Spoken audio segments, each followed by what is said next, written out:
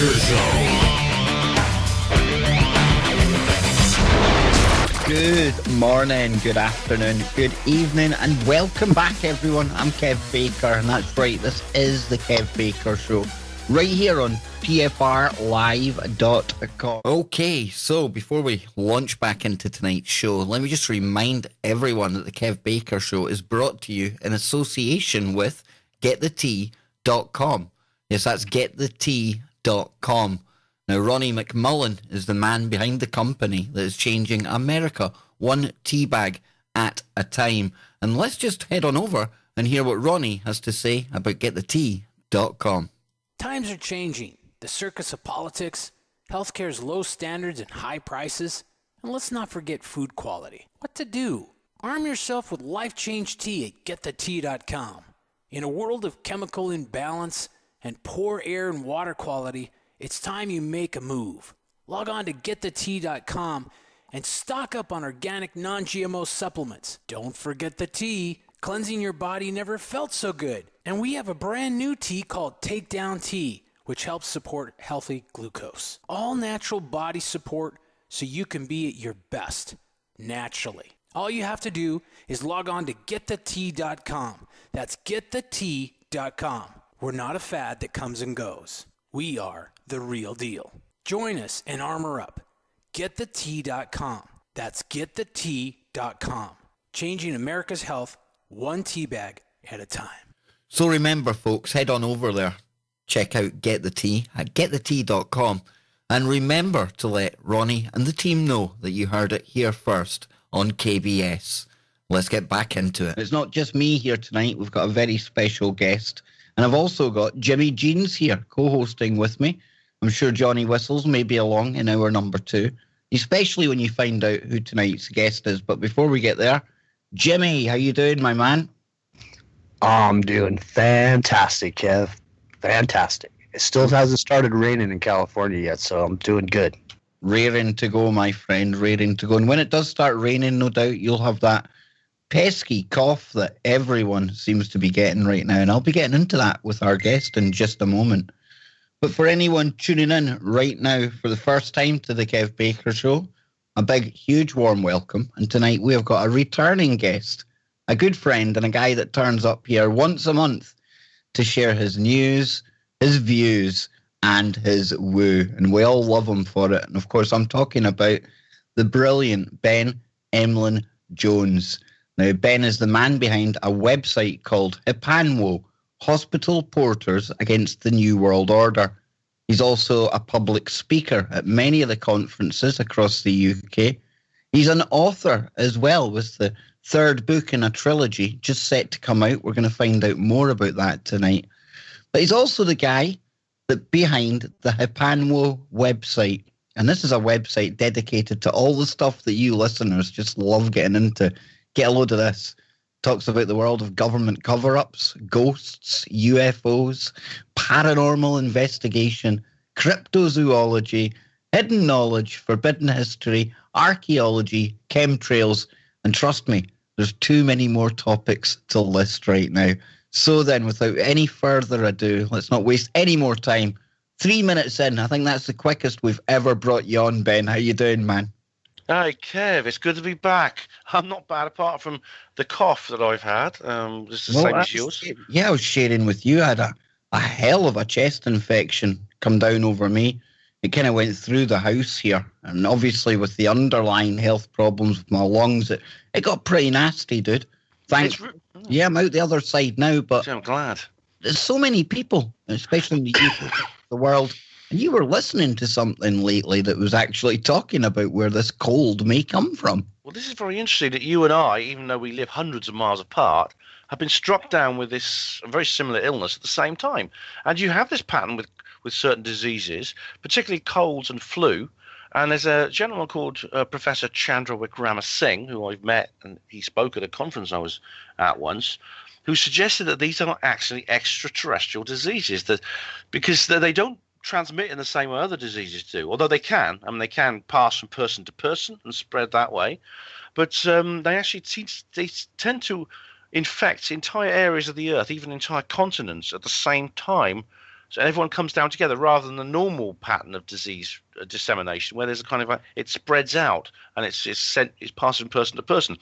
And so Wickramasinghe has suggested the reason for this is that these viruses, these colds and flu viruses, actually fall down onto the Earth, onto certain areas of the Earth from space.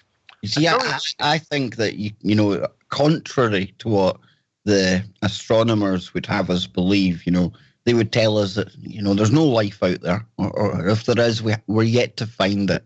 Personally, I go the other way. I think it's teeming with life, albeit in microbial form, Ben. And any time a rocky planet gets hit by an asteroid or something like that, think of the amazing plumes that are sent out beyond that planet's atmosphere into space. You've got all the comets, the asteroids, meteors flying around, and I honestly believe that the transfer of microbial life probably a whole lot more common than we would like to believe. And you've got the ISS.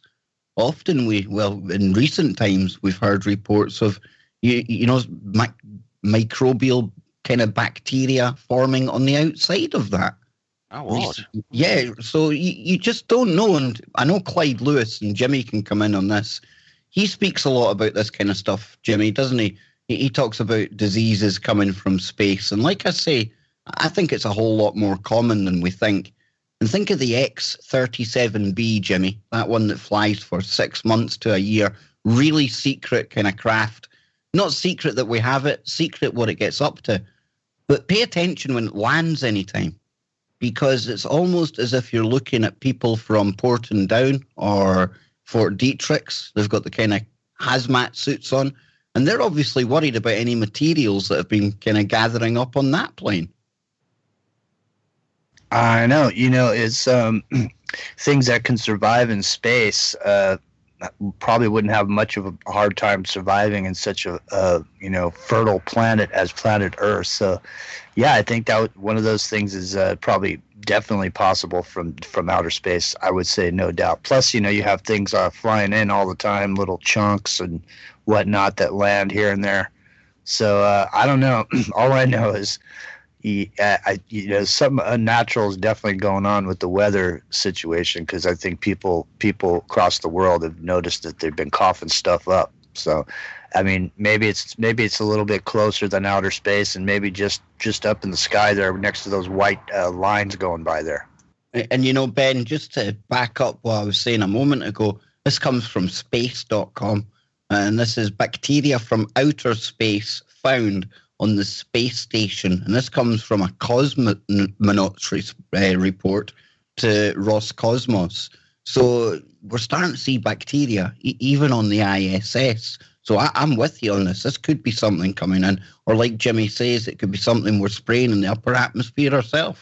It's incredible, isn't it? Because, well, I mean, we've discussed many times on this program how the powers that be in this world want to convince us that Earth is the only planet in the universe with any life, with this tiny little oasis of life, and there's no other planets anywhere, and this vast infinite cosmic desert.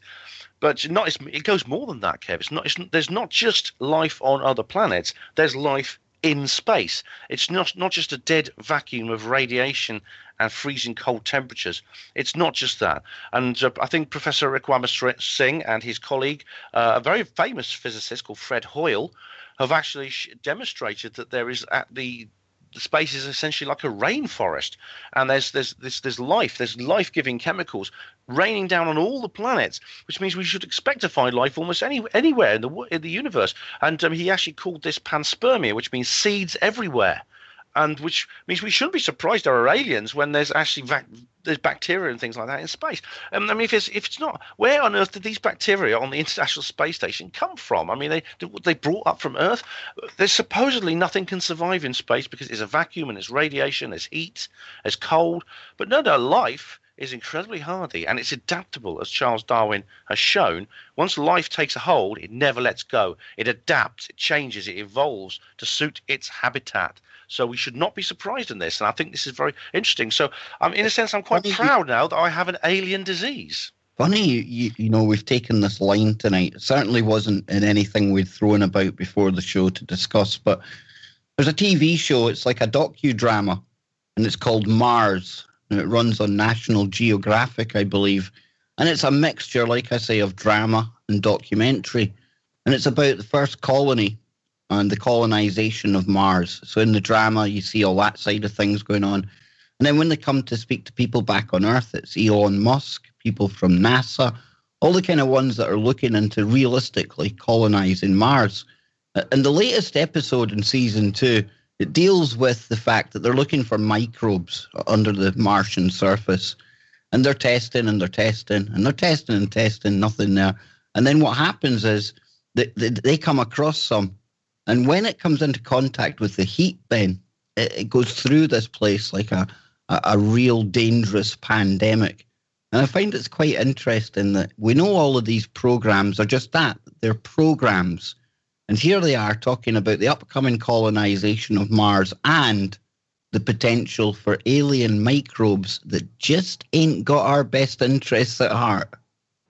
Well, you know, Mars is a planet which about more lies have been told about that planet than any other, apart from Earth. I mean, it's absolutely incredible that there are currently craft on Mars put there by NASA and several other space agencies, supposedly with the intention of looking for life. And they've just sent another one that's going to drill down underground, really, really deep.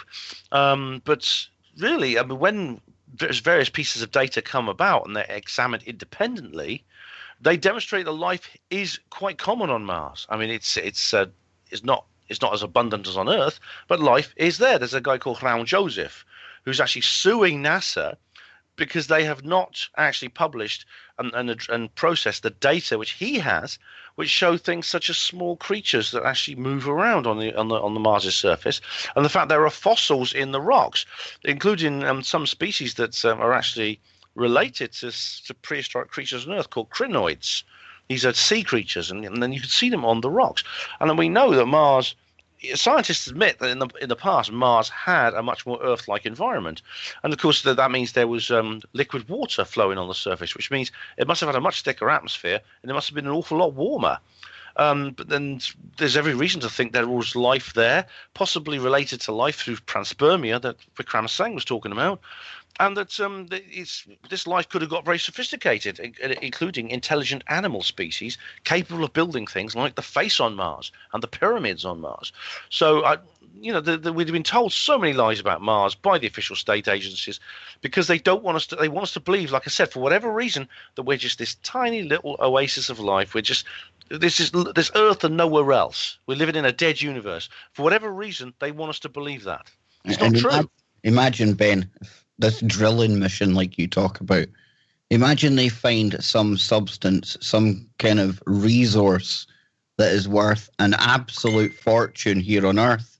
You can bet your bottom dollar that there will be a space race on there, dude, to get up there, to get mining it, and basically start over on that planet what we've done to our own, raping it for all its resources. That's the one thing that will inspire humans to get there quicker than anything else. Greed. It's sad, isn't it? Because it seems that greed is the only motivation. Either greed or fear is the only motivation that makes people do anything. No one has any principles anymore, which is very, very sad indeed.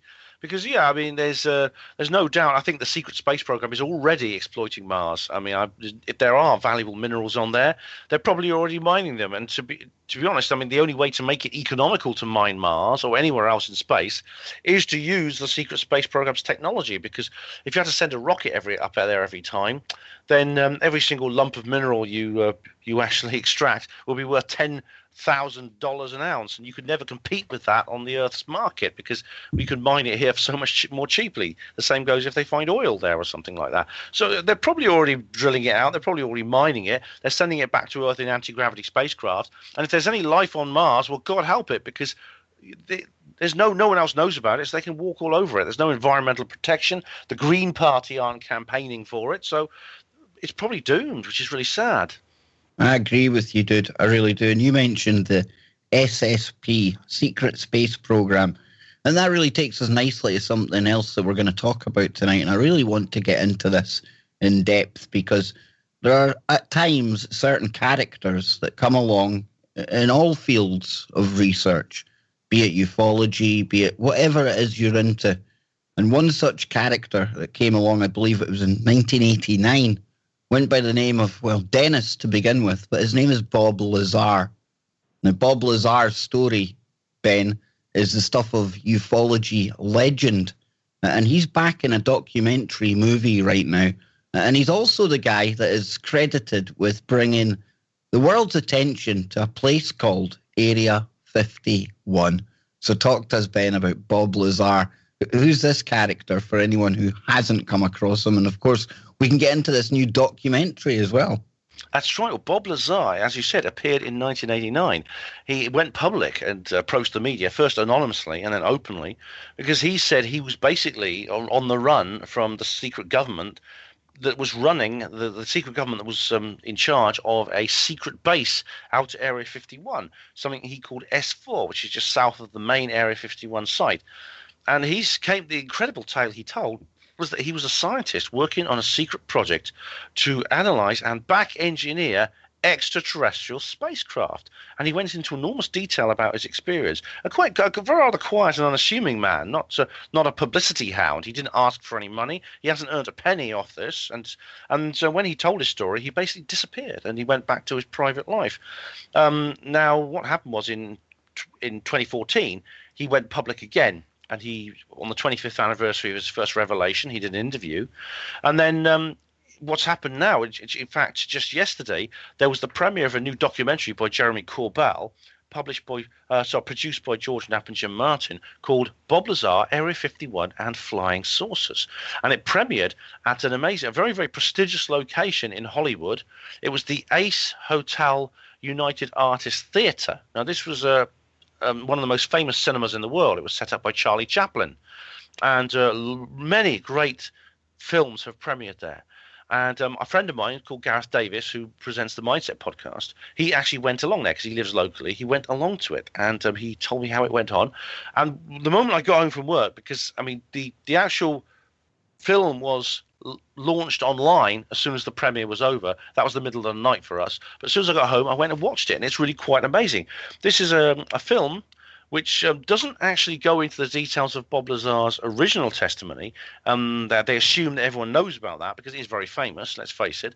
It goes into what's been happening to Bob Lazar since, including his private life, his personal life, and what he does now. And it interviews him many, many times, talking about his world that he lives in and what he does and about his story. And he has not changed his story, and not in all this time. He's not changed it once. It was almost 30 years ago he did this, and he still sticks by what he said. He has passed polygraph examinations, and he's been he has had hypnotherapy and things like this. So what were some of the claims that he made originally then, Ben, that really propelled him to kind of world fame? He claimed that the government actually has, he didn't say which government, he presumably means the United States, but it could be something else, has captured and salvaged flying saucers, extraterrestrial spacecraft. They have them in the possession of this particular organization, this breakaway civilization, as Richard Dolan calls it, and they are studying them. They're doing scientific studies, and they recruit people who they think are the right kind of people, the people with the right kind of expertise. Bob Lazar was trained as he's been educated and trained as a physicist, and what's more, he worked at the Los Alamos National Laboratories, and it's been proved that he does that. They found a phone book with his name in from 1982 when he first joined there. Now, Stanton Friedman, who I've got a lot of respect for, he's a good guy. This is one thing he gets wrong. He claims Bob Lazar is a fantasist. He's making it all up. Now, the thing about it is, Friedman looked into some of his claims and found there was no records of him working in Los Alamos. There was no talk about his education. The thing about it is, though, Lazar, George Knapp, another investigator, looked a bit deeper and found that, yes, they had indeed deleted Bob Lazar's records of, for instance, where he worked at Los Alamos, at the famous Los Alamos National Laboratory. But they can't delete everything, and there was something. He came across someone who actually had an old phone book, and Bob Lazar's name's in there. Also, Friedman claims that Bob Lazar did not study anywhere. Lazar claims to have gone to the California Institute of Technology, which is one of the most prestigious universities for anyone studying science in the United States. Friedman says, "Oh, I couldn't find any record. None of his classmates seem to remember him." But Jeremy Corbell came across a guy who spoke very, very long and in detail about how he used to drop Bob Lazar off. He used to give him a lift into the facility so that he could go to his classes. And of course, if he was working at Los Alamos, which has been proven, they wouldn't recruit him as a school leaver. He would have to be trained. And so this lends credibility to a story. Also, he was recruited from his job there to go and work at Area 51. And he worked for EG&G, recruited by Edward Teller, who was a famous scientist who Lazar knew. And it makes perfect sense. And now what happened was, after he spoke out about what he'd found out, he was threatened. His life was threatened. His family was threatened.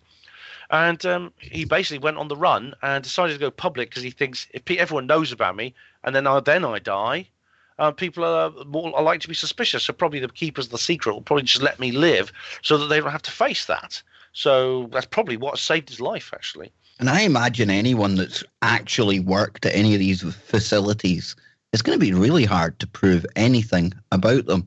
Because you know that the powers that be, they're going to go back and they're going to try and occult things. They're going to try and muddy the waters. In this case, they're going to try and ruin this guy's reputation. In fact, to the point where he has no reputation. He hasn't been educated. So this doesn't surprise me at all. So I'm actually, I can't say I'm 100% behind this because you need to be there to be 100%, Ben. But I would expect that there will be whistleblowers from time to time that do get out. And the lack of evidence doesn't mean that they're talking crap. It just could mean that it actually backs up what they're saying. Of course, there's a huge limit to what Bob Lazar can actually prove, simply because he worked in a facility where he was not allowed to bring anything in and not allowed to take anything out. He certainly wasn't given any sort of documents and brochures and things to take home.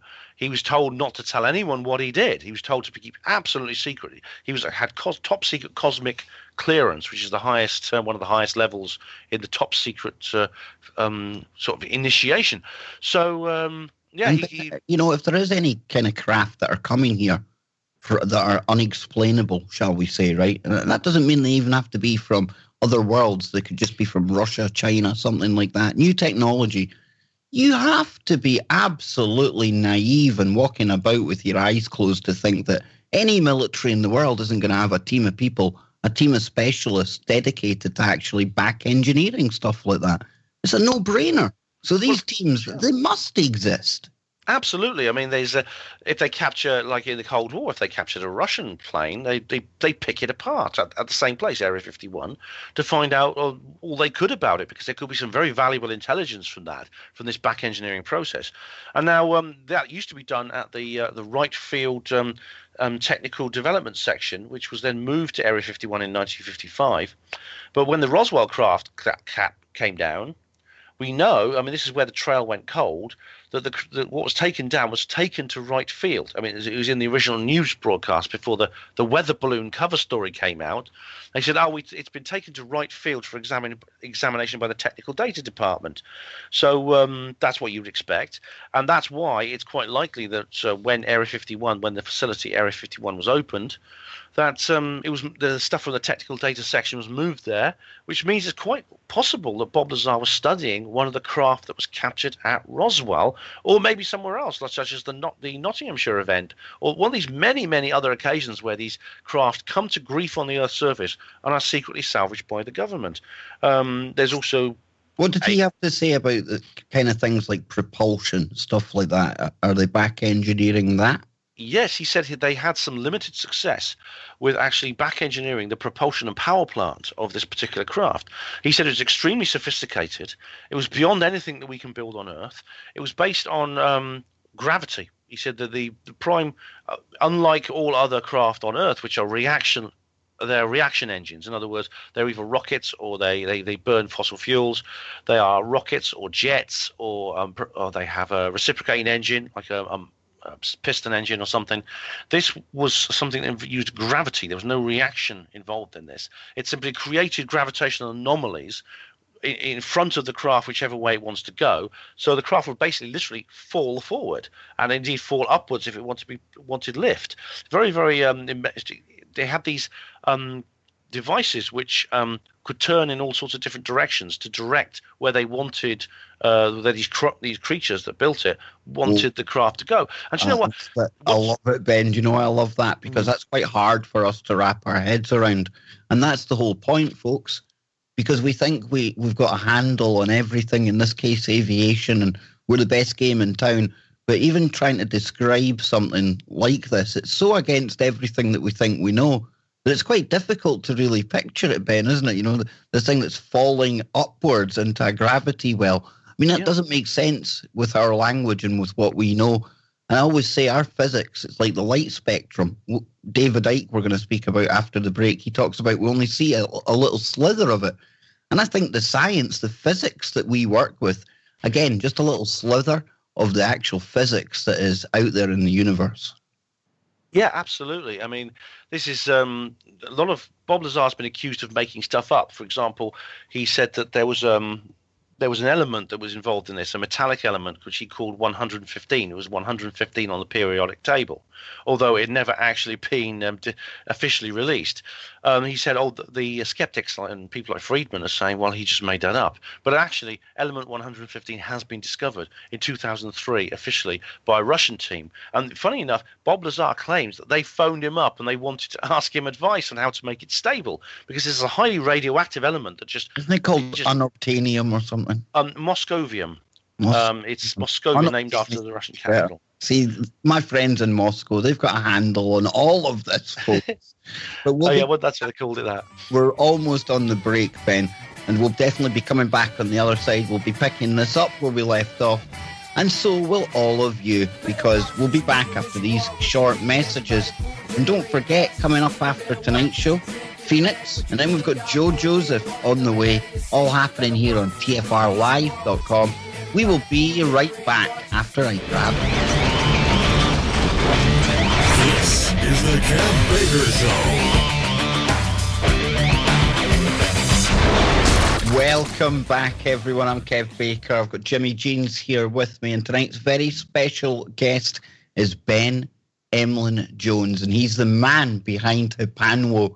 And to keep up with his blog posts, please go to hpanwo-voice.blogspot.com.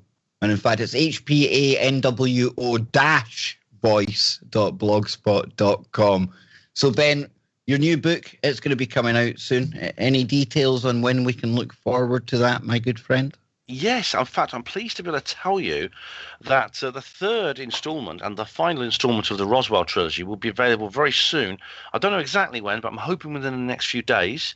This is the third installment, like I said, in this trilogy of books I've been writing, and we've talked about on this show many times, which is literally very much it links very well with what we were talking about before the break and Bob Lazar, because I've written a book about what would happen. I had to speculate. This is speculative fiction. What would happen if there wasn't this cover-up? This cover-up of ufology, of sort of UFOs and free energy and Roswell and things like that. What would happen? And I had to, it was a big thought experiment on my part, and I was inspired by Stephen Bassett because he sort of gave me the idea. He said, just imagine if we were given UFO truth instead of UFO lies. How different would history have gone? So I thought, well, I'll write a book. Because Steve said, I wish someone would write a book about that. I really wish they would, like a piece of speculative fiction about it. And I can't do that, but I hope someone else will. And I wrote to Steve and said, Steve, I'll do it. And so I went back and I started writing, and Roswell Rising, a novel of disclosure, came from that, which was followed by its sequel last year, Roswell Revealed, A World After Disclosure. And now in 2018, Roswell Redeemed, Humanity After Disclosure. So literally, it's a completely different world. I mean, Bob Lazar actually says this in the film. He says, if this technology was released, if we were allowed to use this technology rather than they were just keeping it in some little cave or underground base at Area 51, what if we were allowed to, factories were allowed to build it, and showrooms were allowed to sell it, and shops were allowed to sell it? Just imagine what would happen. We would have a transformed world, a world where there was no need for fossil fuels. There was no need to pay for our energy. We could get it for nothing, which means we'd be able to solve the massive social problems that are affecting us in terms of poverty disease and things like that, and violence that are affecting the world. Also, the environmental problems, deforestation, topsoil erosion, all these other things, and the pollution which is caused by fossil fuel use. It literally would be a completely different world that we wouldn't even recognize. And I mean, this is the biggest crime, I think, and the biggest heartbreak. And the thing that makes me most angry about it is that there are people obviously high up in government who know this and say, what the hell, we're going to do it anyway. We're going to cover this stuff up. We don't want these people to have it. Let them die. Let the earth die. We talk about how Tesla, when he spoke to JP Morgan, Morgan was asking where they put the meter and things like that. And, you know, Tesla was telling him, oh, no, there's no need for that. It's all wireless. So Morgan would lose out in his copper mines, things like that. And we still point back to then. But there are bound to have been conversations in the past 5 or 10 years where characters from today, these high-moving political movers and shakers, they've been in a room. You know, they've been at some of the startups over in Silicon Valley, and some of this good stuff that's been rolled out to them. And it's been exactly the same. Yet we point back to when Tesla was around, Ben. But it's exactly the same mentality today that is holding us down, that held Tesla down back then. And we need to start naming and shaming some of the people who are occulting this technology from humanity today. Yeah, I mean, it's an important point. I don't want to run down the human race because obviously Bob Lazar was dealing with extraterrestrial technology from a source beyond our Earth. But we humans have created this stuff as well, like Nikola Tesla, as many, many others. And exactly the same thing happens. It doesn't matter whether it comes from another planet or whether it's built by people on Earth. The government have the same response to it. Lock it away, shut it down, don't let anyone have it. Or to quote JP Morgan, if I can't put a meter on it, I don't want it. Exactly. He wanted money. He wanted to make money off people by forcing them to pay for this. He didn't care that it made them poor. He didn't care that it made them die and that some people couldn't afford it and just died. And it's almost incalculable, the amount of suffering that has occurred because of this. And this is the thought that this is what had to go through my head when I was writing these books. I had to think about these very things. And well, in all modesty, I think I did a good job. Well, where can people get the book when it comes out, Ben? They can buy it from my website or from Amazon.co.uk or Amazon.com. It's available all over the world. £10 only. And it's called Roswell Redeemed, Humanity After Disclosure. But please do read the first 2 books first. You can't really read the second or third one unless you've read the ones beforehand, because it is like a story. It is like an ongoing story. It's a trilogy. It's the same characters going through the same experience. Awesome, man. So back to Bob Lazar, just briefly. I mean, what's happened in the years since he kind of shot to fame then? Has he had the Men in Black all over him? Has he had any kind of threats on his life? What did that kind of uncover in the documentary, Ben? Well, funny enough, he has. Now, he did go private. He did go back to his private life. As I say, he's quite a shy man. He's a private, secluded individual.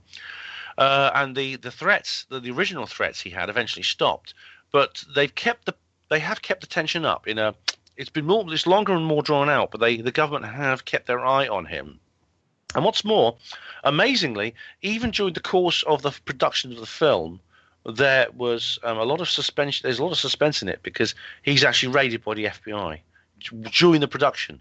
The camera's actually rolling where Corbell actually gets an urgent phone call from Lazar saying, "Help me! I've been raided by the FBI." And so Lazar is still being watched. I don't think they'll ever let him go. I mean, they're actually terrified about him and what he might say and the kind of things he's going to say. It's possible he still has secrets he's not revealed to us.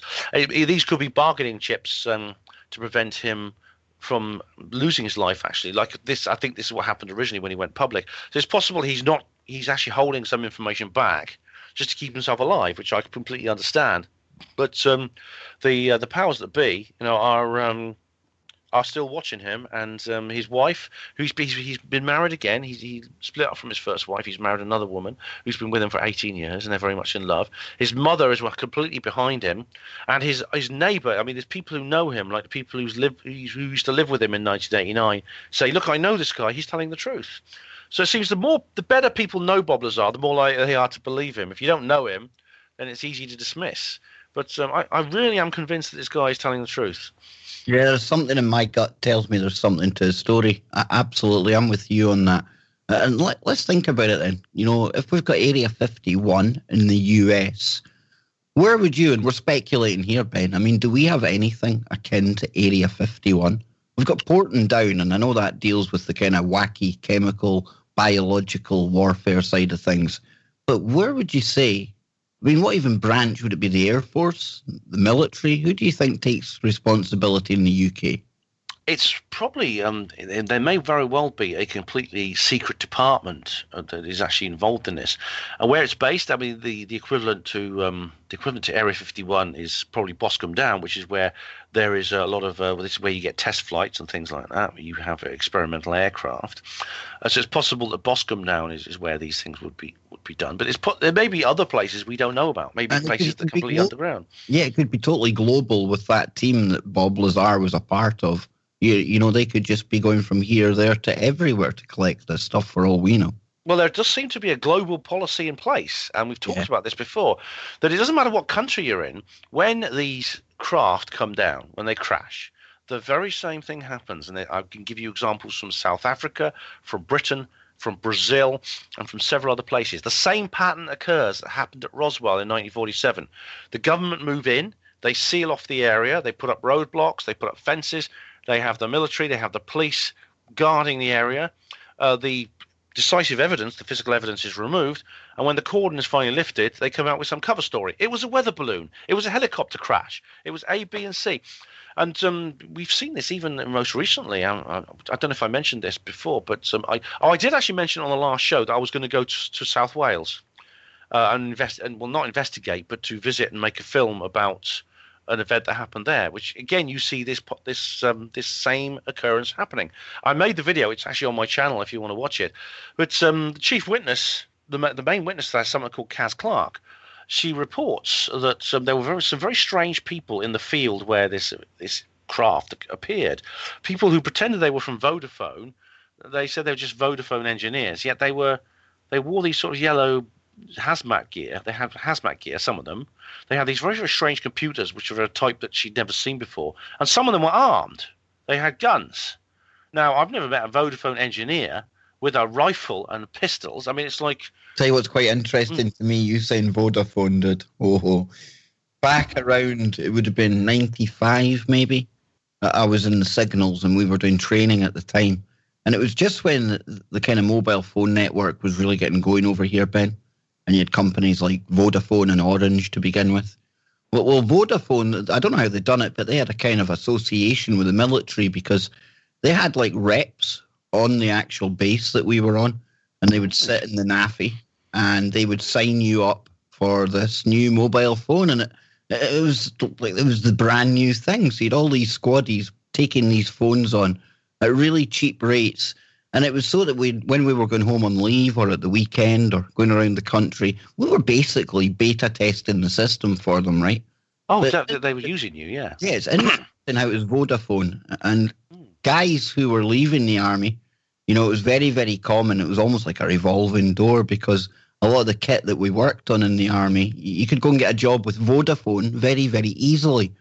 So I'm starting to think there must be more of an association, more of a link-up between the military and Vodafone than I had ever imagined. And it wouldn't surprise me at all if this Vodafone mob that you're talking about maybe had more military kind of components to it than we think.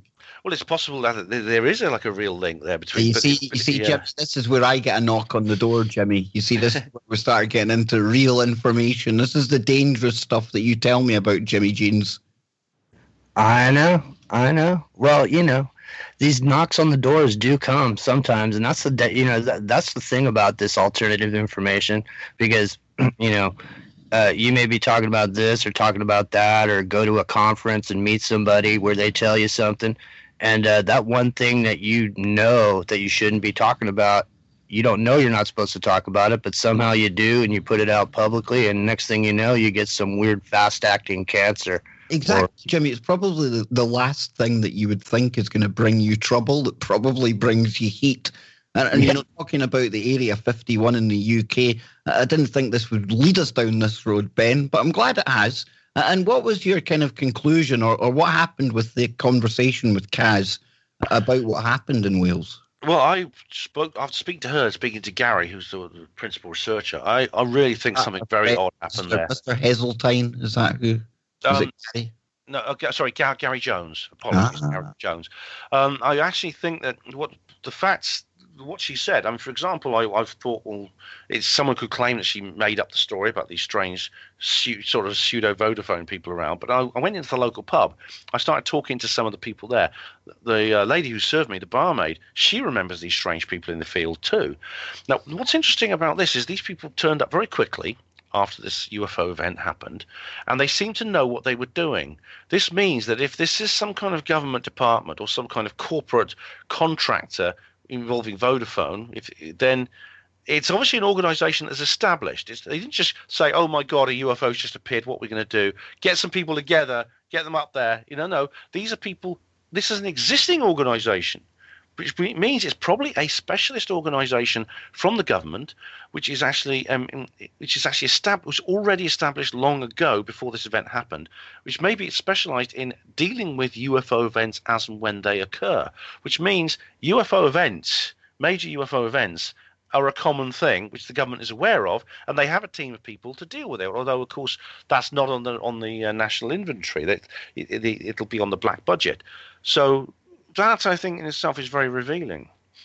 Very. And I would imagine. I should say there are signs that when the Roswell incident happened in 1947, way back then, the troops who dealt with it appeared to be already trained in that kind of thing, which meant that even the Roswell incident was not the first of its kind. And if I was writing a book like you do, Ben, I was going for a fictional kind of thing, and we were doing maybe crash retrieval, this is how I would go about it. In my mind, it would make more sense for it to be some kind of civilian contractor with strong links, but deniable links at the same time to the military-industrial complex. And again, I'm not going to use Vodafone all the time. It's a good example to use tonight. I mean, if it's them, I mean, that's who I would probably look to, as opposed to some kind of unit within the military itself. I'm thinking more ex-military personnel in some kind of lesser-known wing of the Vodafone or whatever corporation we're talking about. Well, yeah, indeed. In fact, this sort of thing already happens in the public world. It's not a secret that more and more governments are doing this, actually, probably for political and legal reasons. They're pulling their troops out of various places because of public pressure or because of various military commitments, and they are putting up the pretense they've just left the place alone. We see this in Iraq, we see this in Bosnia, we see this in Afghanistan. But what they leave behind are these civilian contractors who are actually mercenaries. There's a news story I saw the other day that G4S apparently have a very, very large paramilitary branch. They don't just look after bank lorries and things like that. They have a vast paramilitary unit which actually goes into these war-torn areas and does the job that the troops were doing. And indeed, Area 51 itself is guarded by one of these various organizations, EG&T, whatever it's called, EG&T, actually employ the security for the site themselves. It's not actually military personnel who track down people and arrest them at the border. It's the EG&G staff called the Camo Dudes. These Camo Dudes who drive in these trucks, and if you cross over the line into Area 51, they'll run right up to you and they'll point their weapons at you and they'll arrest you. And legally, when you step over that line, they can shoot you. Luckily, I don't think anyone's been shot yet, but I've seen people being threatened with being shot and being handcuffed and handed over to the police. So yeah, this is an illegal and political way they can get around various tight corners when it comes to the use of the military. And I wouldn't be surprised if, as you said, this is kind of what's happening with the UFO situation. And more and more whistleblowers are actually saying this. They're saying, well, I was not actually in the military, but I worked for this company. This company sent me there. This company made me go to this crash retrieval site and things like that. Well, we had Charlie Robinson on the show, and he's the author of The Octopus of Global Control. And he was sharing an anecdote with us, and it was about a friend of his, not into conspiracies or any of the stuff that we're into. And I think he was a photographer because he had put in for won a contract to go and take photos at Area 51, Ben. Now, he ends up going there. Of course, he's not into any of the stuff we're into. And he's taken to a hangar. And in this hangar, he is witness to something that Charlie said must have been like the Nazi bell. We're talking about a spinning kind of object, absolutely alien to anything this person's seen before, just kind of sitting there. And when he came away from that experience, he had absolutely changed. It was like a kind of light switch had gone on in him, and he was so paranoid. He was kind of living in the whole kind of Mel Gibson conspiracy theory mode of thinking the Men in Black were after him. So here was somebody totally alien, for lack of a better term, to the world of Area 51 and all the stuff we talk about. And then because he got roped in to take photographs, why he was taking the photographs, no idea. Maybe even some kind of psyop to see how somebody, a civilian, would react to seeing this. Who honestly knows? But this left this guy in a hell of a state altogether. And again, no military connections to him. Yeah, that's a very interesting story, and I'd love to know more about how he was actually in that position. Interestingly, the film Conspiracy Theory with Mel Gibson, excellent film by Richard Donner. What's interesting about it is it's at the start of the film, you think this guy's just some kind of nut job. He's harmless, but he's basically crazy. But later on in the film, you find out there's a real conspiracy going on. So very often people who have these experiences are not like me and you. We're not sort of like existing. We don't have an existing interest in this field of study. They're just ordinary people thrown into extraordinary situations who develop their interest after that as a result of their experience. So, somewhere I would like to learn more about, Ben, and for me, Area 51, it's almost like a tourist attraction now, a bit of a distraction. I imagine if there's anything real going on in the back engineering or exotic craft or anything like that, they've probably moved it away from there. Like you said, right, Patterson Air Force Base, stuff like that. But there's another base down under that doesn't get enough attention for me, and that is, of course, Pine Gap in Australia. There's a lot of conspiracies out there that will tell you that there's almost like jump room technology between Pine Gap and Area 51. I don't know if I can really go that fantastic. However, if ever there was a place to hide things out of the way, it would be in that part of the outback in Australia, down at Pine Gap. What do you think, man? I absolutely think that's very true. And what's more, I've seen Pine Gap. I've actually been past there on a coach. Whoa! I actually seen Pine Gap. I didn't go in it. I mean, there's no way that the coach driver would ever have taken us in there. But and I would imagine that would be like the camo guys. I think you'd be met with some harsh resistance at the end of an AK-47 or something if you tried to get in there, dude. Oh, definitely. I mean, there's a big sign at the entrance saying secret or covert or secret or restricted area, turn back now. I mean, people who don't turn back are the staff who work there. There's the base itself is extremely secret. It's a joint Australian-US facility. It's been there quite a long time, and some of their staff live in Alice Springs, which is the big town nearby, which is where I was staying. I went over to Australia to visit my brother. And let's face it, if it wasn't for the base, I mean, Alice Springs would be pretty struggling, right? It's actually a big industry there, but the people who work there, they won't talk about what they do as Bob Lazar. They will admit they work there because people have it's not a covert base, unlike Eric. Gardeners, Ben. They just work there as gardeners. Exactly. Yes, they will say, "I'm a gardener. I'm a cleaner. I just make the tea," or something like that. But the actual base itself is run by the National Security Agency, and there's a guy called David Rosenberg, who's actually, this is very interesting because he worked there for many, many years, and he's come clean, or he says he has. He's written a book called Inside Pine Gap. And there was a TV series on Netflix about it, actually. Awesome show. Yeah, and it's he's written a book about it, which I'm very keen to read.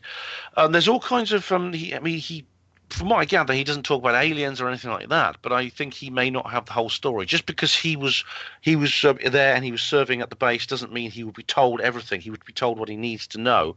Now, the reason I think this is there's several reasons. One of those is that one of the most famous UFO footage filmed by NASA is the STS-80 incident, where you actually see filming. They're filming from the space shuttle, and there's these strange objects going around. You've probably seen this, Kev. And suddenly there's a flash of light, and the craft suddenly changes direction and increases speed enormously and escapes. And you see a flash of light almost chasing it up into space. Very, very famous piece of NASA footage. Now, Just ice crystals, Ben. Just ice crystals. oh yeah, that's what. Yeah, the skeptics. Oh, it's just they released it from the plumbing from the spacecraft. Rubbish. I mean, but funny, some clever clogs has actually got together. He's actually done something very interesting, very, very important. He took that footage and he went through all the records and he found out exactly where on Earth that beam of light, or that whatever it was that shot up into space after this craft. He worked out exactly where on the Earth's surface that actually came from. And he found out it was actually from Central Australia. Now, if you look on a map and you see where Pine Gap is, it's right slap bang, almost in the exact geographical centre of Australia.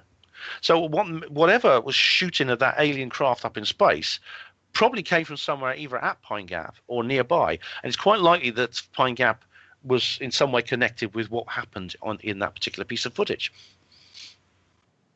Oh, I'm sitting here just kind of listening to you, Ben. This is amazing, dude. It really is. And we've got Johnny Whistles. He's going to be joining us in hour 2 to add to the woo as well. But yeah, Pine Gap and Jimmy, let me bring you in here, my good friend. You know, we're getting deep into the woo tonight. What do you make of Area 51 or Pine Gap or places like that, Jimmy? Or do you think there's somewhere else out there that all this kind of sneaky stuff goes on? Yeah, I would have to say that my money would be on if we know about it, then they're way past it and gone someplace else a long time ago. And I think there's all kinds of stuff going on Area 51, and I think the majority of what's going on out there is underground. And I think, you know, a lot of the people that go in and out of there don't go in on the jets that fly from Las Vegas because they have a commuter jet that flies there. And you know, Bob Lazar, he's been, you know, like you guys were saying, he's been around for a while, you know, and I remember him back in the Art Bell days when he was on. And so he's been around for a while. And like Ben was saying, a lot of, you know, no one's really disputed what he had to say.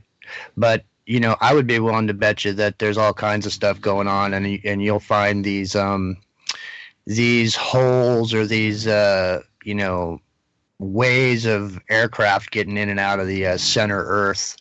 And I think you see some of these TRBs flying out of there.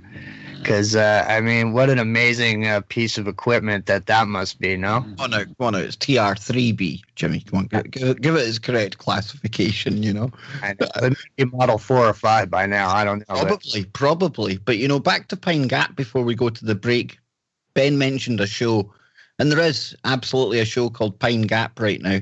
And it's nothing to do with the kind of stuff we're talking about here tonight. But, folks, I tell you what, for a dramatization that lifts the lid off some of the surveillance techniques and apparatus and skills that these people use, Pine Gap, I think, is second to none. It shows you how the Australians and the Americans work together with an open hotline to the Pentagon, and the extent that they are able to surveil people is very, very eye-opening. And I always find it's good to have that dramatization alongside the real information to really make it sink in what's going on in the world. And when it comes to the surveillance at Pine Gap, oh, it's off the charts. So check out that show if you're looking for something to binge on. We'll be back with hour number 2, Johnny Whistles, Jimmy Jeans, and more from Ben Emlyn-Jones on the radio. This is the Kev Baker Show.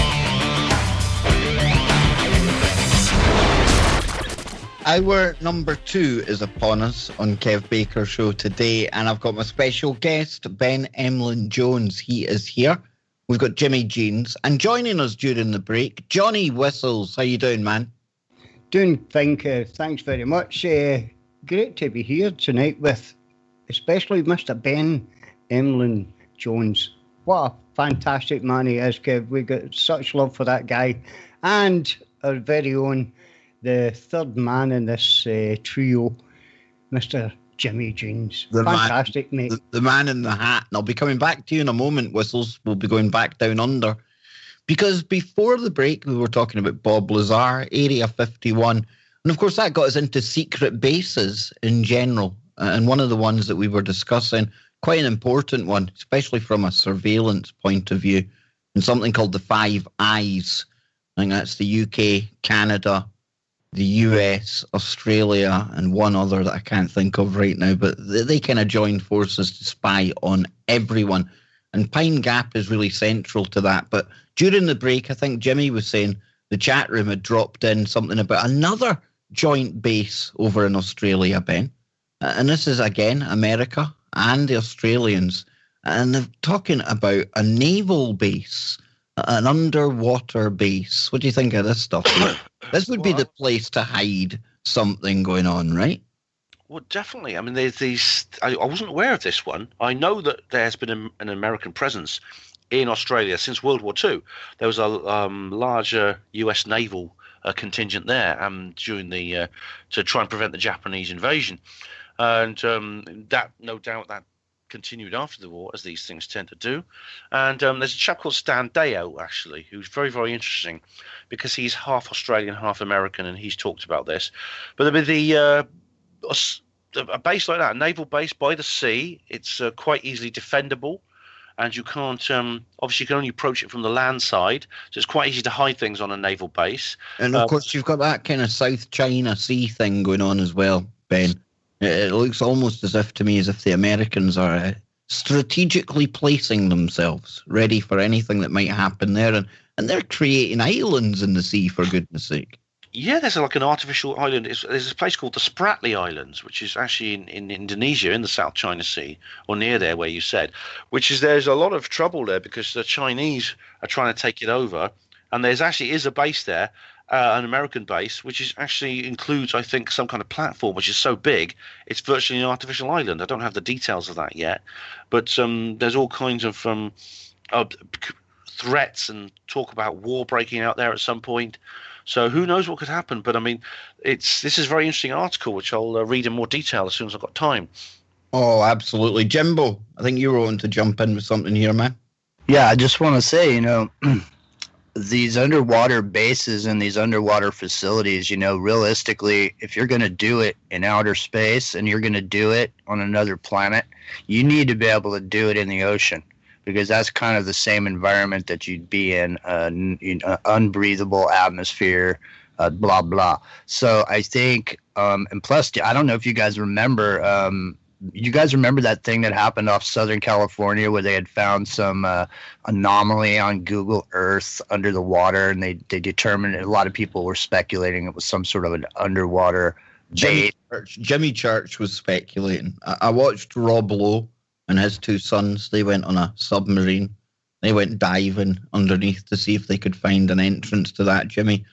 It's definitely an interesting feature on Google Earth, but as far as, well, if maybe they did find an entrance, it just didn't show us on the Lowe show, but they couldn't find anything to it, man. You telling me Rob Lowe tried to reignite his career by renting a submarine and going looking for a UFO base under the water outside the... Well, no, he's actually got a full series of shows that are aired, yeah. You see, You're so far behind the times, Jimmy. You see, him and his two sons, they've been investigating. In fact, very much like Freaky Friday, I would say. If you're into Freaky Friday, you'll probably like the Low Files. Have you checked that out, Ben? I haven't, no, but it sounds like the sort of thing that would interest me. Oh, yeah. When he was at the height of his fame, it shows you like old footage. He would take his kids out looking for the Sasquatch, stuff like that. And he always promised them that when they got older, they would go and do it for real. So it's like ghost hunting. It's like they go out into the desert for a shamanic experience. They, like I say, go in the submarine. They look for that base. Oh, wicked. They go to Wright-Patterson, I think it is, Air Force Base. That they kind of hang out outside there trying to see if they can find any triangular craft. It's actually quite good. I'd enjoy it. Yeah, it sounds like he'd be a kindred spirit of mine. Yeah, I was never a big fan of Rob Lowe when he was an actor. Not that I was a big fan of any of them, but yeah, I was actually quite impressed with the series. It was good. It was a good laugh. One of the sons, he's a right skeptic, but by the end of some of the episodes, maybe not so skeptical. So it was good. It was good entertainment, man. Oh, cool. I'll check that out. I used to see him up at the Comedy Store in Los Angeles on Sunset Boulevard all the time when his career kind of went south. So he is a super cool guy, man. He's a super mellow individual, like in person too. But I was making a joke about that just because, you know, he had disappeared for a period of time because someone had made some accusations on him, and, you know, he had a really big career, and it just went completely south here in America, in case you guys don't know it over there. You know, he was actually a pretty big star on the rise. He was on the level with Tom Cruise and all those guys. I think he was a pretty big star everywhere. You know, I think he was world renowned back when he was making his movies. But moving back to Down Under, before I forget, Johnny Whistles, you kind of caught the tail end of hour one. We were getting into Pine Gap and stuff like that. And unbeknown to me, you dug up some woo from Down Under.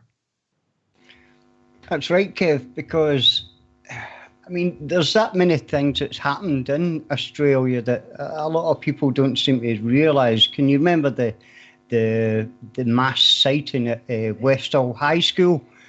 Over 100 students that had seen this craft, some even run up to it, to be near it. And when it was all over, Men in Black turned up, told everybody it was just mass hysteria, things like that, do you know what I mean? The usual cover-up. But one caught my eye today when I was watching one of the space programs that's on Discovery. And it's about this guy called Frederick Valentich. Right now, he was flying over the Bass Strait that separates Tasmania and mainland Australia when he radioed air traffic control. Now, he said in the transmission that he said there's something that is, well, first of all, he asked if there was any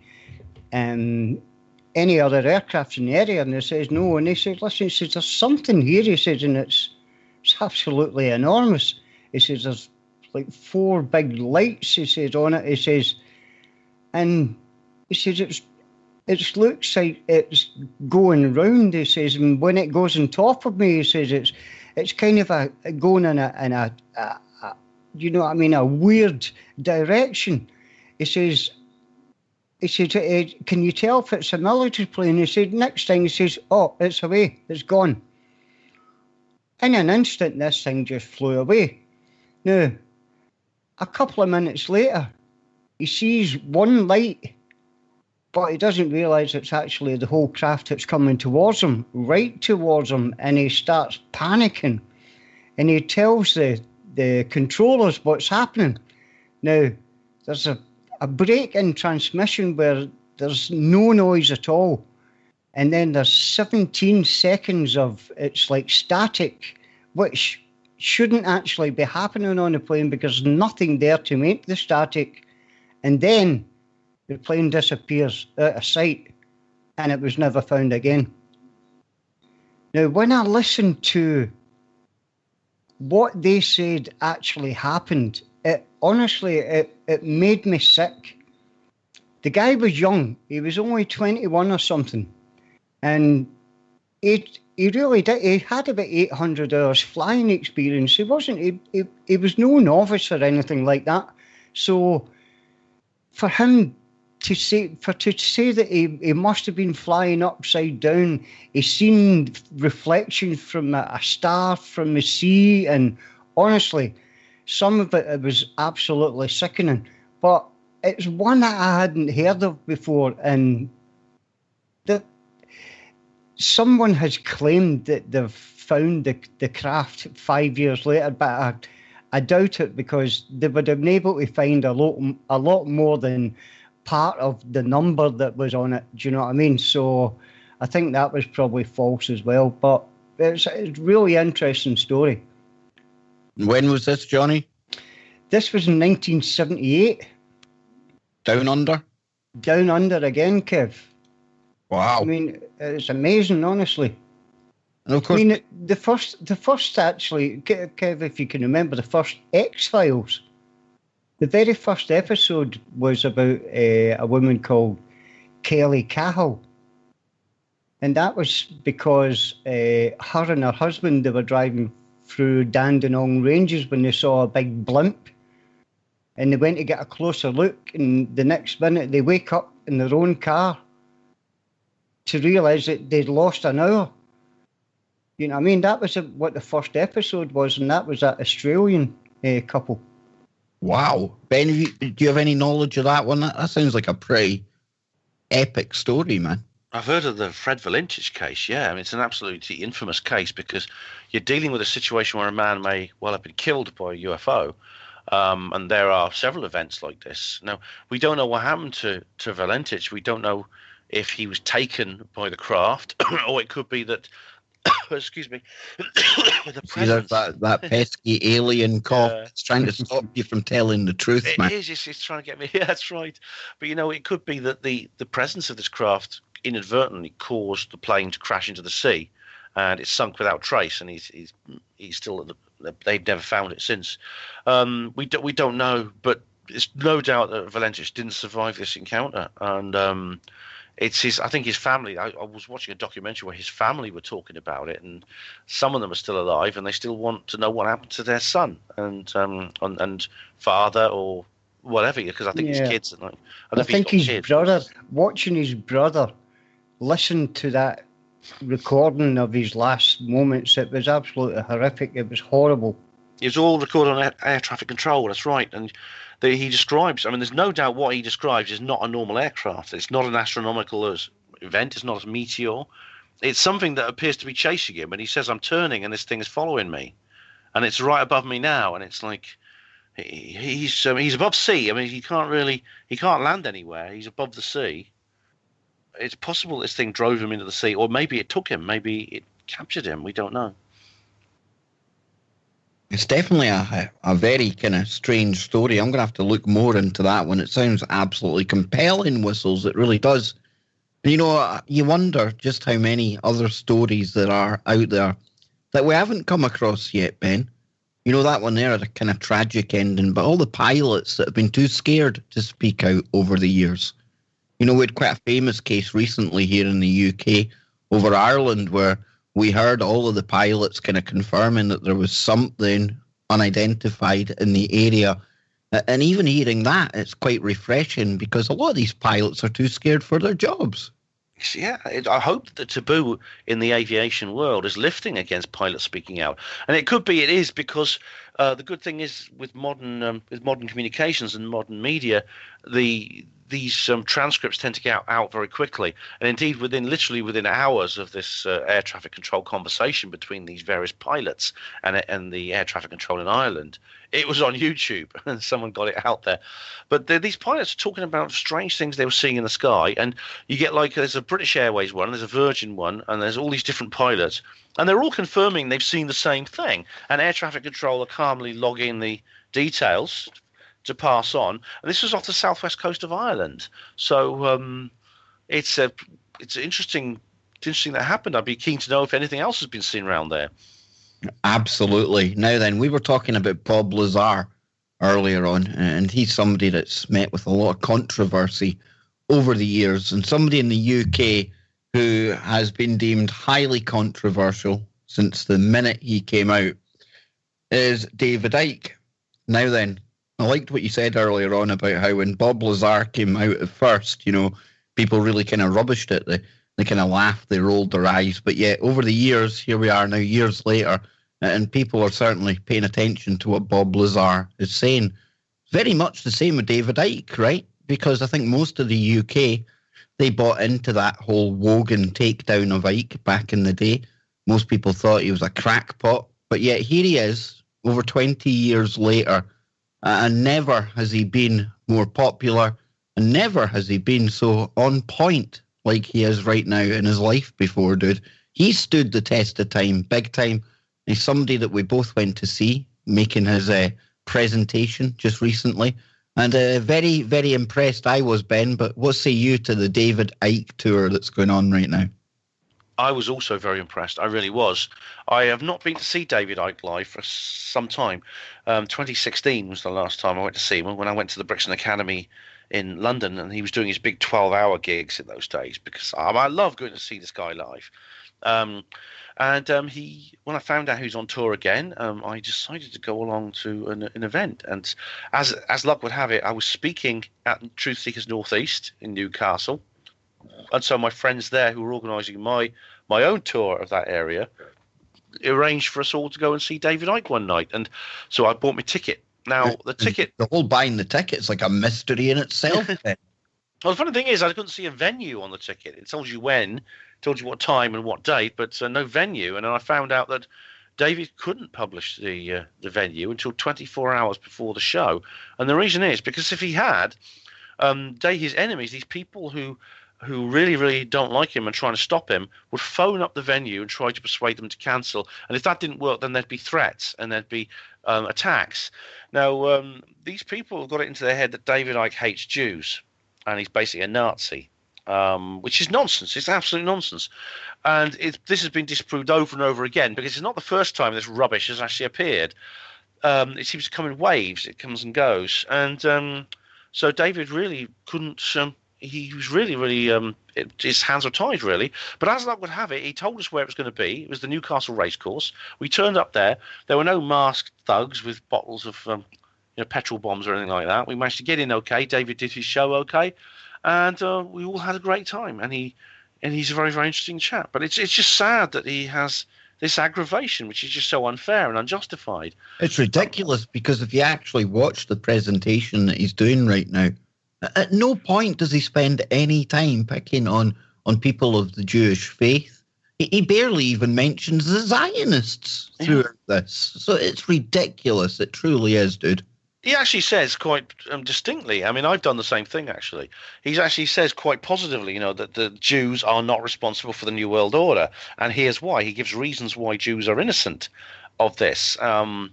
And, well, I've had to do the same thing, actually. I've made a video about it because somebody was actually making the same accusation about me a couple of years ago. And, well, this is something that really has to be put to bed because this kind of mud can stick. I have a problem here in the UK because it seems to be any time anyone is opposed to any of the kind of official narratives or if you're just speaking publicly at all, if they want to kind of shut you down and shut you up, it seems to be that this whole anti-Semitism is the way that they kind of go about it. And it works because it's so effective, People are so scared of what might come on the back of this, of being accused of that it does shut people down. And I just find it highly ridiculous, dude. It's very sad. And like I said, we were talking earlier in the program about how most people are just motivated by fear and greed. This includes the organisers of venues and things like this. So the moment these accusations go out, they just immediately cave in and allow the thugs to have their way, which is really, really sad. It's really, really sad that so few will make a stand.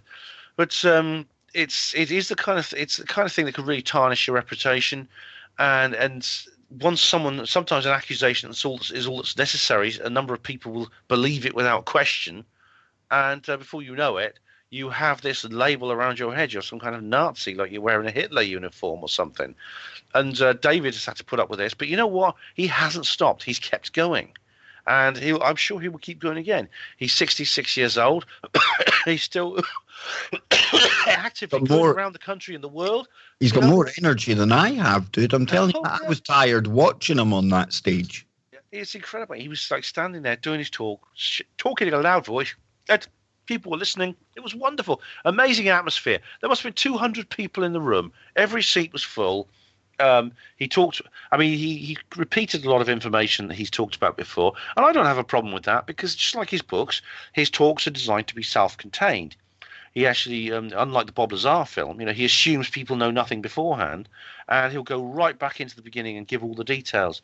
And so that's what he was doing. And I met people. It was almost like a social event, really, and got the chance to talk to people. It's really, really wonderful.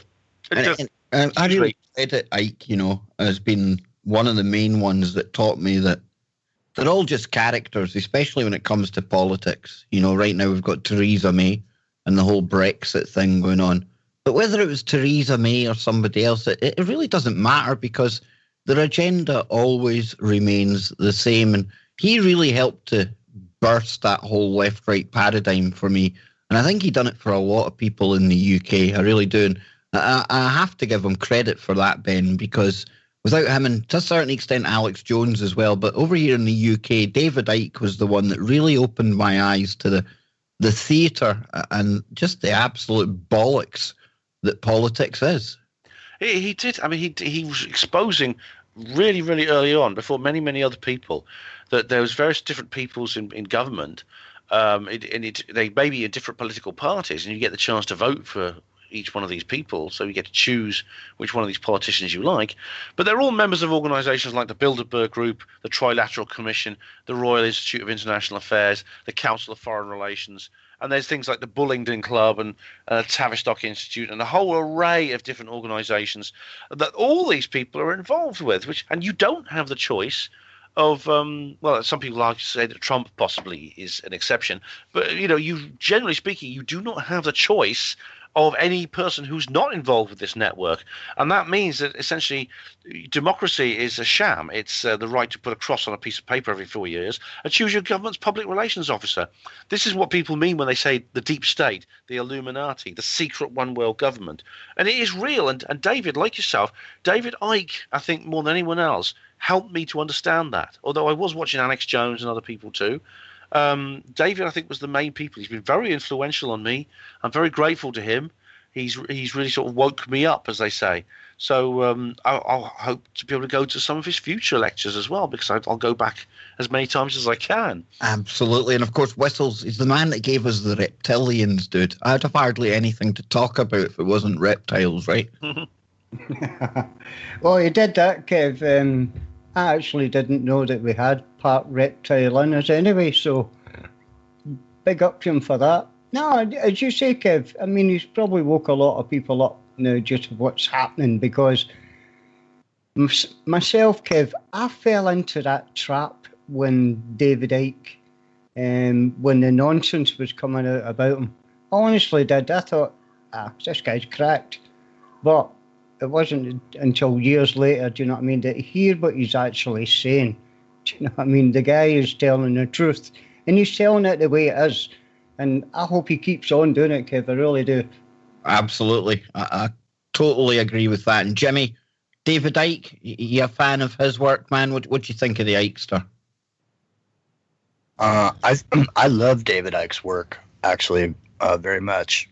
And I also want to say that, when people put out information out there, and you see one piece of that information that makes the rest of what they're saying look kind of funny or ridiculous, typically somebody's got to put something like that in a place in general, just because his information is very powerful, all above and beyond anything having to do with lizard people.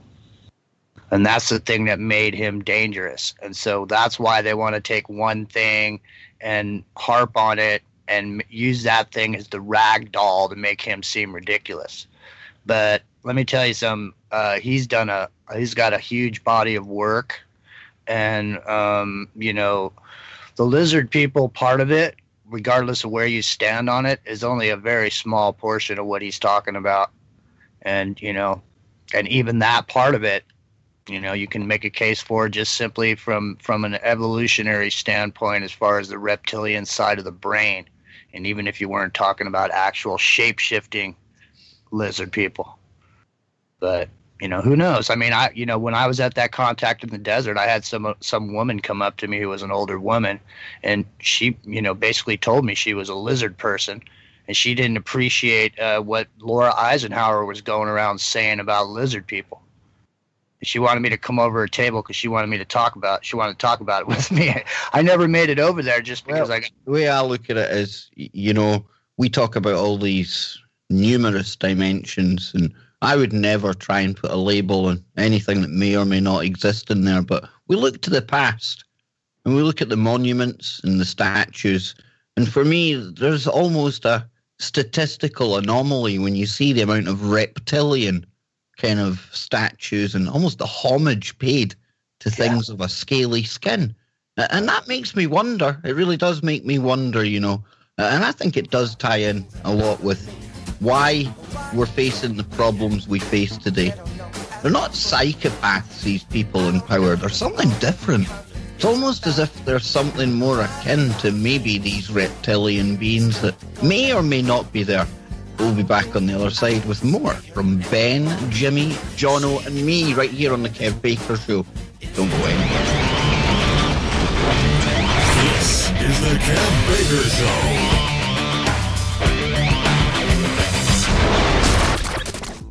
Show. Welcome back, ladies and gentlemen. Final part of tonight's Kev Baker Show, unfortunately. But we have got Jimmy Jeans here. We've got Johnny Whistles as well. And, of course, the main man tonight, Ben Emlyn-Jones. Now, Ben, before we get back into it, when can people hear your show? Where can they find your work? And one last time, let them know all about the book, man. Yeah, indeed. Well, the book Roswell Redeemed, Humanity After Disclosure, will be available very soon. I'll post a notice as soon as it is. Everything you can find about me is on my website, Hospital Porters Against the New World Order, Hapanwo, and Hapanwo-Voice is my main news site. But I have other websites, and I have the YouTube channel and radio show, like yourself, on every Thursday night. Now, I should point out, actually, if you watch me on YouTube and you're a fan of Hapanwo TV, tomorrow evening at 9 p.m., I am doing a live stream all about the film Bob Lazar, Area 51 and Flying Saucers. So we're going to discuss that movie on the live stream with people in the chat box. So I hope anyone who wants to can come along and talk to me live on YouTube. Nice. I might even pipe some of that into tomorrow night's show for a couple of minutes, dude. That sounds rather interesting. So then, cool. I was looking at your website today, and I see that 60% of Brits think for themselves. I mean, 60% of Brits believe in conspiracy theories. I think there's a fine line between conspiracy theory and just thinking for yourself, Ben. Yeah, indeed. In fact, I wondered whether I should even use the term conspiracy theory, because I know it's very often used as simply a derogatory way of slurring us and smearing us. But I decided to use it for convenience's sake. But this is an article actually published, it's based in the Guardian newspaper, based on some research carried out by Cambridge University. And this has been described as the most comprehensive examination of conspiracy theories ever conducted. And remarkably, it turns out that a large proportion of the populations of almost every country on Earth believe at least one so-called conspiracy theory. Now, this would mean that you and I, Kev, rather than being unusual, are actually simply a very small vocal tip of a huge silent iceberg, which means there's a lot of people out there who agree with this and simply are not saying anything. I've had that often, especially when I was at work. You'd have people that would laugh at you when the guys were around, and then you'd just be alone with them, and they'd be like, I think there's something to what you talk about, by the way. But they just won't say it publicly. It's almost as if they're scared to admit it, dude. This happened to me. Exactly.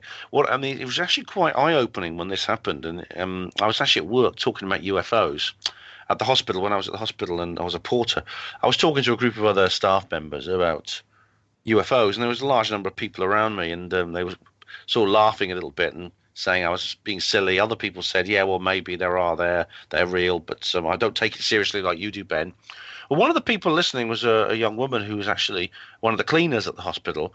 After this particular group broken up and we'd gone our own way, she approached me privately and told me that she had seen a UFO, and she described it. She was, as best she could, she was Hungarian. She couldn't speak very good English, but she described to me that she had seen this UFO. She wouldn't say it in front of everyone else when I was talking about it to them, but she was willing to come to me afterwards and tell me privately, knowing that I would take her seriously. And it's funny enough, what she described sounded almost exactly like something someone else I know saw about 10 miles away, which I thought was quite remarkable. Let's get further into this article. Let me just ask the guys then. Whistles, that ever happened to you, dude? You'll be talking to people and they'll kind of ridicule you, but then when they're alone, they kind of say, I think you're right, Johnny. I think that happens to quite a lot of people, Kev, when I don't know if it's a point of maybe they're starting to wake up when they do turn away, do you know what I mean, and say, maybe he's right, do you know what I mean? So I don't take it as a derogatory way, Kev. So, I'm fine with it, mate. Jimmy, how about you, man? You ever come across this kind of thing? Never in a million years, man. I haven't. That's wish- not I mean- derogatory. It's definitely not anything bad. It's just more. No. I think people aren't comfortable admitting it. Yeah, no, I mean, the thing is, I've never seen anything like what has been described a million times by so many people who have seen these things.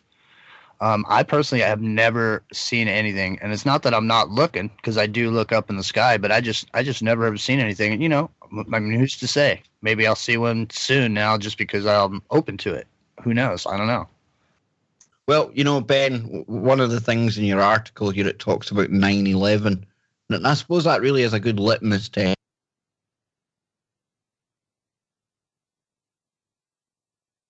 Absolutely buy into the official narrative of 9/11. That, by definition, is a conspiracy theory, right? Of course, it's a Because conspiracy. it was people that met in secret to kind of formulate and conduct a plan that would have their best intentions at heart. Exactly. Well, conspiracy simply means a group of people planning something secret. I mean, conspire means to breathe together. In other words, it's almost like a poetic or illustrative way of describing it. And of course, nearly all conspiracy theories are malevolent. I mean, there are exceptions. For example, planning someone's secret birthday party could be described as a conspiracy, which is actually nice, and people want to do something good. But most of them, of course, are malevolent. Planners will tell you false flag birthday parties. Yeah. But it's interesting that when people are asking, or people are asked as part of surveys, it's quite encouraging how many people do deny or do understand the official story has problems of various things. Now, when it comes to 9/11, it depends how you word the actual question. You could say, well, did the American government stand by and allow Osama bin Laden to carry out the 9/11 attacks? And you'll get quite a lot of people will actually agree with that. If you reword it to say, did the American government carry out these attacks and bin Laden had nothing to do with it, which is my position, it goes down a little bit, but it's still a significant proportion of the population. And when it comes to the Kennedy assassination in the United States, it's currently at 51%, according to Gallup, that Oswald didn't act alone. And that has never been below 50%. Ever since it happened, Americans have understood that the killing of President Kennedy was a conspiracy by the government. It is encouraging that this is the case. And the level of distrust in politicians, for example, is enormously high. In Britain, 76% of people do not trust senior politicians very wisely. Yeah, every 5 years we rush out to vote for the next politician. Well, that's the challenge. Syndrome. If that is not Stockholm syndrome, I just do not know. Well, that is actually exactly what the challenge is for the truth movement. It may not be so much sharing information and making people aware of facts, but rather encourage them to take action on the facts they already know. So it's hopefully where we're going. Hopefully, if we hit the 100th monkey point, as I've talked about before, we'll see that. But it looks as if the groundwork is already there. There is a fertile soil for a true level of national mainstream conspiratorial awareness, and I just hope that actually comes to pass. Maybe we should start the conspiracy party. That pirate party done well in Sweden and things. We should just start the conspiracy party, Ben. Well, there was these kind of there was this Notar party, which was like none of the above. Do you remember that? It was I think who was involved in it? It was Johnny's having a fight with his cat. Sorry. Oh, the Notar party. Notar stands for none of the above. Well, And people were actually standing as a political party that was opposed to all mainstream politicians. And they had a lot of trouble getting it through the Electoral Commission. But it was really, really funny. They had a website which is all black and white. There were no colours on it because it was completely non-partisan. And it was basically an anti-political movement, just like the Pirate Party and people like that, who were just trying to explain exactly how absurd the actual political system we have is. And these kinds of movements, it's almost like Robert Anton Wilson and the things that he used to do. These kind of things are very, very effective at actually getting people to understand certain things. That website nowadays, in the current climate of political correctness gone mad, they're probably not diverse enough, Ben. Just picking on black and white as a colour. They'll probably get into trouble for that. Oh, goodness knows. There's all kinds of ways that could offend somebody. Definitely. I was talking yesterday on the show about how they want to want to ban phrases like bringing home the bacon. And Exactly, dude. You Because can't open your mouth. vegans are offended by us talking about bacon in such a derogatory way. You cannot open your mouth without offending people.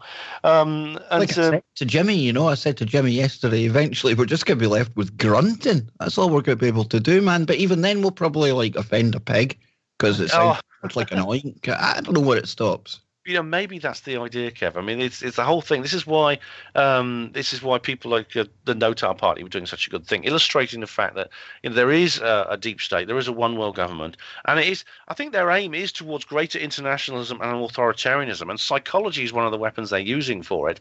And they seem to be encouraging us to try. Seem to be trying to encourage us not to use our intellectual capacity. Now, if you don't use something, it's like a muscle; you lose it. And so it's almost like when people don't speak a foreign language for a while, even though they've learned it, they forget it. We don't think anymore. Most people Google. Yeah, this is being encouraged. They are encouraging us to think as little as possible. And a lot of what's in the media, if you are a thinking person and you look at what's in the media, it's just ridiculously. It's it's total drivel, and its level of intelligence is so low. And look how it's changed, I mean, whistles, remember over here, you were allowed to have a calculator, right? But I mean, hell, mend you if you got caught trying to pull out the calculator in the middle of an exam or something, you were told you have to think for yourself.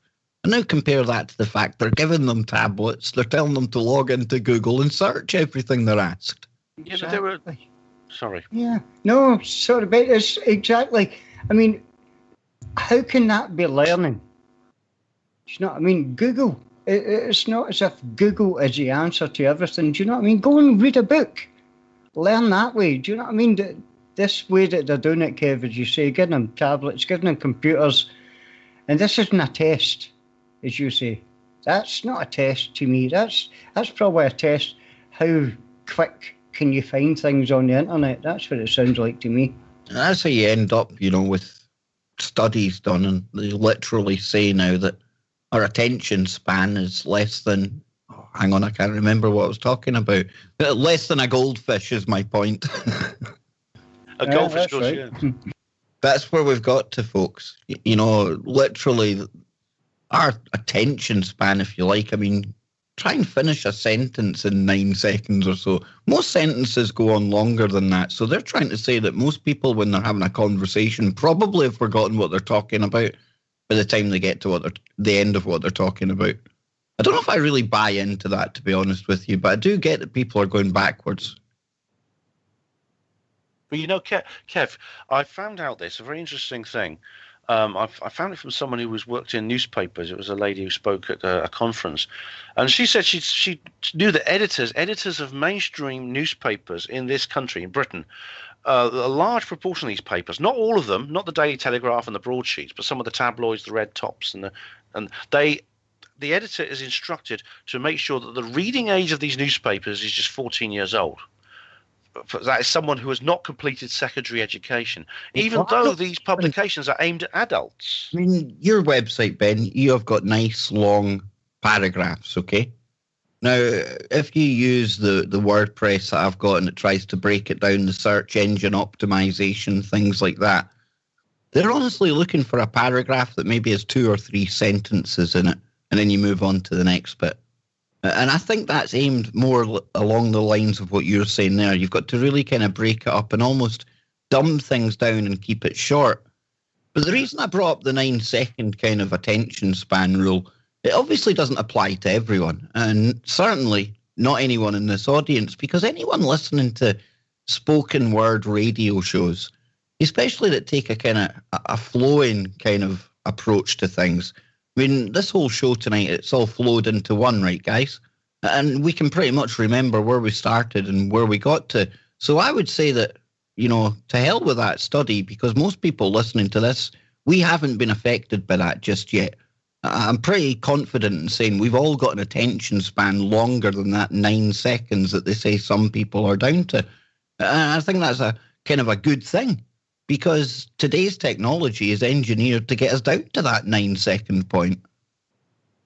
Well, that I'm absolutely convinced, and I think there's even some data now that the intelligence quotient, the average IQ of human society in this country is dropping. Yeah, It's going I'd down. agree. I'd have to They agree. want us stupid. Stupid people are easier to rule. They don't work things out themselves. They do as they're told. They haven't got the brains to successfully resist what's going on here. Because this is an information war. It's essentially about thoughts and feelings and information.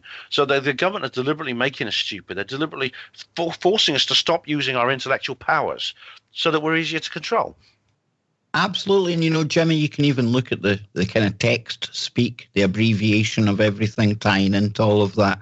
I absolutely think this is a thing, but I'm really, really confident that all of us here listening to this, or people that do shows in the alternative media and people that go and research, I'd like to think that we do have an attention span more than 9 seconds, dude, because if not, then game over. Well, I know, and it's seemed for a long time it's a race to the bottom. You know, everything's being reduced to its lowest common denominator. You know, like you guys were saying, and what you were saying yesterday about the grunting. You know, it's like now it doesn't seem like anyone really strives to be exceptional.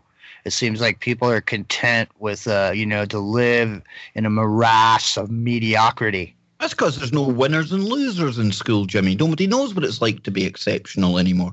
Right, because you're chastised for being exceptional because the majority of the population is unexceptional, and they don't want to feel alienated and feel like they have to rise to the occasion and be something more than they are. And that's what's so horrible about the way that psychology is played out in our population, because, you know, that doesn't serve anybody. Listen, the reality of the situation is the ultimate game is being a survivor on the planet Earth. And in that game, you have to eat and you have to stay alive. And the winner of that game is the person who makes it another 24 hours. And that is the prize. And so there is a prize for being a winner.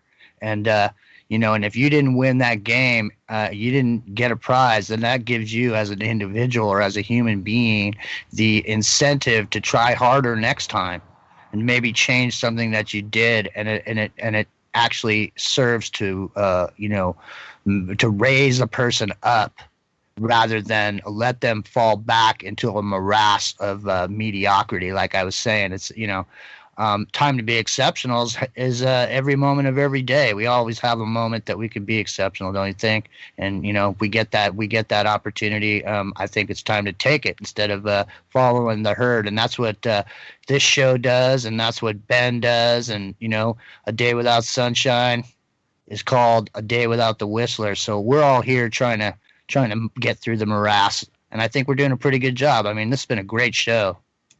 Always a great show with our man, Ben. We've got about 10 minutes left, Ben. You were up in Newcastle recently. I hope you had a good turnout for your talk. What were you talking about up in Newcastle, dude? Well, I did 2 talks, actually, and they were both very well attended, yeah. And I'd like to say thanks to everyone who came along, and for Maureen and Dawn and Dave and everyone else who organised it. People are becoming interested in your talks, Ben. Not you in general, but like in these kind of subjects. Oh, sorry, what did you say, Kev? Do you find more people are coming to these things, these kind of conferences, your talks, things like that? Yeah. Or is it the same faces all the time? Oh, there's a few same faces, but there were lots of new people. And in fact... that's the main thing, because you always want new people coming to it, right? Yeah, I mean, I've spoken there 4 times now in the space of just a year, and the number of people who come along is growing. That Truth Seekers Northeast group is growing, and there's many, many others. And I did 2 really good talks. One was on UFOs, and I did another one on the BBC, which is very, very... it's actually very much in line with what we've just been discussing about the media and about the way the media is used to mess with people's minds. I had a good story about the BBC last night, Ben, and this was to do with a recent news night that they had on. And they were talking about Brexit. So they had a 6-person panel, and there was a female vicar in the second row. Only problem with this female vicar is that Question Time wasn't her first appearance on the BBC, and she's been a drunkard in EastEnders. She's played a vicar in other drama programmes on the BBC. They were using an actor, dude. Caught red-handed with a stooge, taking pre-scripted questions about Theresa May and Brexit. So if that doesn't show, if that doesn't show people that it's all about programming and brainwashing people, then I honestly don't know what will. That's incredible. I mean, I was when you first said it was a female vicar actor, I thought it's a Dawn French, from the Vicar of Dibley, but I'll dig it up. obviously it was someone not so well known. But I mean, it really doesn't surprise me that they would do this, that they stage these things, because I've seen them. I used to watch BBC's Question Time, and I just can't bear it anymore. It's so awful. And some of the people in the audience, you could tell immediately that these were staged questions, especially when there was this big fracking debate. Yeah, it was just really great, the Newsnight Vicar. The whole thing is being portrayed in a certain way. I knew that because there was all these scare stories about how if Brexit will even said they were going to take our Netflix away at one point, dude. There was this thing that Brexit will cause economic Armageddon, and they're going to have to get the army to deliver medical supplies and things like that. Please don't take our Netflix away, man. Don't do it. That's really interesting. But as I said, Question Time is such an awful program. It's just so mainstream. It's incredible. I mean, they had Dr. Jordan Peterson on there the other week, and he's someone who's a bit alternative, and I quite like him. But you know what? He wasn't allowed, I don't think, to say what he really wanted to say. He was very watered down. His message was very watered down. I like Jordan Peterson, but I have to add something, and it's going to be, people are going to hate me for this. They really are. But Jimmy, we were talking about Jordan Peterson recently, and we're both absolute fans. We like what he's got to say. But when you step back and you take a look at who Jordan Peterson is, now this may or may not mean something, okay? And I'm very open to the fact that we've all been involved in things in our past that maybe we're not so proud of now. And you might be surprised to learn, Ben, that Jordan Peterson was very influential in the UN when it came to making up the Agenda 21 and Sustainable Development paperwork. He was on the steering panels for Agenda 21 and Sustainable Development and sustainable kind of this and that. And yet, I think it's worth just throwing it out there. Like I say, I still watch Jordan Peterson. I love what he's got to say. I think he's absolutely on point. But just for anyone who might say, but he's a New World Order stooge, I'm aware of what he's been involved with in the past, or what is alleged he's been involved with. But I still don't think that takes away from almost the genius level of kind of stuff he's coming out with right now. I didn't know that about him. I really didn't. But that's interesting information. And like I say, I don't let it. I mean, Jimmy, like I said to you, I still like the guy. I shared another video. He was on Joe Rogan again recently. I still listen to him, Ben, but I think, just to kind of negate any trolling that may come on the back of saying we're Jordan Peterson fans, we are aware of stuff that he might not really be too proud of in his past. What do you think, Jimmy? Well, I mean, here's the thing. I don't judge a man by what his opinion might have been at a certain time in his life, because, people make different decisions, just like, who knows? I mean, maybe the reason that he's the Jordan Peterson that we know now is because of what he found out when he was involved with trying to make things better through Agenda 21, because in his mind at that time, that was something he needed to go do to try to help the planet. But then when, let's say he got involved over there, and then he found out one thing led to another, and he went, geez, and now look at him. Because I really like some of his presentations. I don't necessarily, like I said, I don't even know what his politics is, but I do know that he seems to have a firm grasp on the fact that postmodernism and deconstructionism is in full effect, and he has a command of that language, and he's a very good presenter. So you don't have to like a guy's politics. A guy can tell you 1 + 1 = 2, and he could be somebody that you don't necessarily like, and he might have done things he'd done before, but 1 + 1 still equals 2.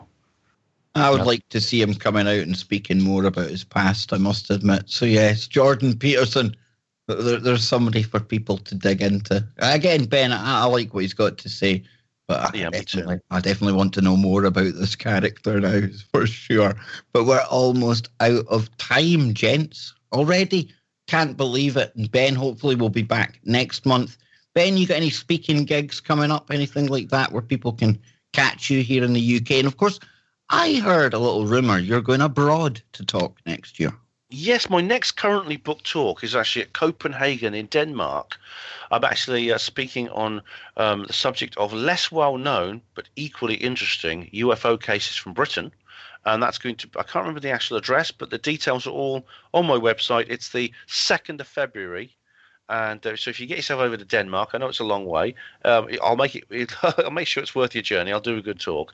I'm also speaking at the East Anglia UFO group in April. That hasn't been revealed. The full details are yet to be revealed. And I'm also speaking at the Swansea UFO Network in July. And when I come back on the show, hopefully I'll have more details of those events. And there'll be others, I'm sure. I'm looking forward to be going back to Newcastle as well for Truth Seekers Northeast at some point. Seems to me like Wales is becoming a bit of a hotspot for you ufologists here in the UK, dude. I think there's something going on in Wales, man. Oh, yeah, definitely. Well, I come from Wales originally. It's all the dragons. It's all those reptilians that hang about in Wales. That's right. Yeah, the dragons, of course. That's our symbol. Absolutely. And I'll be back tomorrow night with the guys. We'll be getting into all the current news of the day, some of the woo, and who knows what else. And then on Thursday night, in hour number 2, we'll be joined by the exorcist, the spiritual warrior, Bill Bean, back on the show. His new book coming out soon as well, Stranger Than Fiction. I have wrote a chapter for, so I urge you all to check that out. We'll be back tomorrow night, same time, same place, wherever you are. And you all know it's coming now. Make it TFR and over to Whistle. Didn't touch that dial.